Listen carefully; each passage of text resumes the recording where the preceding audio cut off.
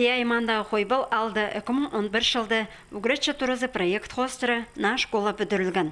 Чеол пусылтығылар хостыры шетірі ерілбен қалған. Орындағы шүртіқ жылар шетті шыл тузалыңызға берілбен тұрсылған. Школады балалар өгірінеріне әзінменде сыққан болғанар. Шепіл чайғыды өрк өргідегілер келіп, на тұрыны саңы пасқа керегі тузалынырғы бер бізіргі жаратқанар.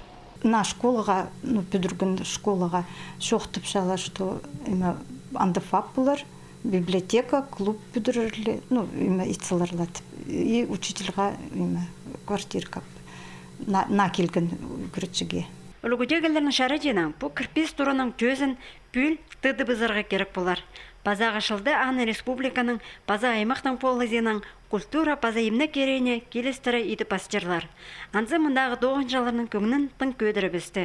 Бұл алдағы клуб базафаб изелерігі шет барғанар. Хойбылды 2019 жылды әдөк на проект хостыры сағымға школа бүдірілері көрілші. Анзы өсеткен төлінің таңдағы шүтізін шарық еді бізіртіп изін іспеші. Проергілі, бірде және мұнда бүдірілбейінже. Бірде. Даже освещение про улицу дошел. Шарычапс, конечно, бүдірсінер, балалар мұнда көптер. И өсі жатқан, и школа жүрші жатқан балалар.